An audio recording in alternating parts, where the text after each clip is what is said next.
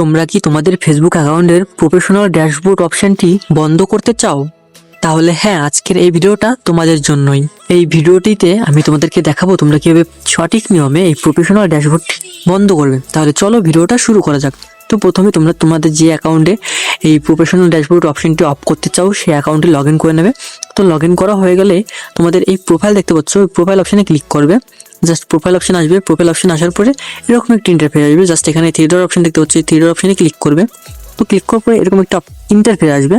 তো এখানে একটু নিচের দিকে আসবে, দেখতে পাবে প্রফেশনাল ড্যাশবোর্ড, ঠিক আছে। জাস্ট এটা ক্লিক করবে। এটাই ক্লিক করার পরে এরকম একটা ইন্টারফেস আসবে। জাস্ট এখানে দেখতে পাচ্ছ কন্টিনিউ, জাস্ট কন্টিনিউতে ক্লিক করবে। তো কন্টিনিউতে ক্লিক করার পরে এখানে দেখতে পাচ্ছ টার্ন অফ, জাস্ট টার্ন অফে ক্লিক করবে। তো এখানে আমি যে প্রসেস করছি তোমরা সেম প্রসেস করবে, না হলে কিন্তু তোমাদের হয়তো প্রফেশনাল ড্যাশবোর্ড বন্ধ না হতে পারে, ঠিক আছে। তো এখান থেকে তোমরা এটাও করতে পারো, এটাও করতে পারো, ঠিক আছে। তো প্রথমে তোমরা এখান থেকে ক্লোজ করে দিতে পারো। ক্লোজ করার সঙ্গে সঙ্গে তোমাদের যে প্রফেশনাল ড্যাশবোর্ডটা আছে এখান থেকে রিফ্রেশ করবে।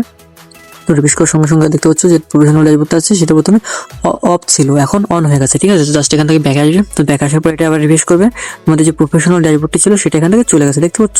একেবারে সহজ উপায়, যে প্রফেশনাল ড্যাশবোর্ডটা আছে তোমরা একবারে সহজ উপায় এখান থেকে ডাইরেক্ট রিমুভ করে দিতে পারবে। আর এই সেম প্রসেস করলে তোমরা তোমাদের প্রফেশনাল ড্যাশবোর্ড অফ করে দিতে পারবে জাস্ট একটুক্ষণের মধ্যে, ঠিক আছে। তো তোমরা যদি এই ভিডিওটা ভালো লাগে তাহলে অবশ্যই একটা লাইক করবে এবং কমেন্ট করে জানাবে ভিডিওটা তোমাদের কেমন লাগলো। তো bye, tata.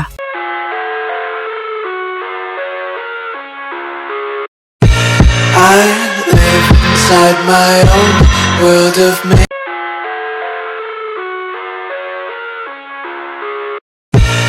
I live inside my own world of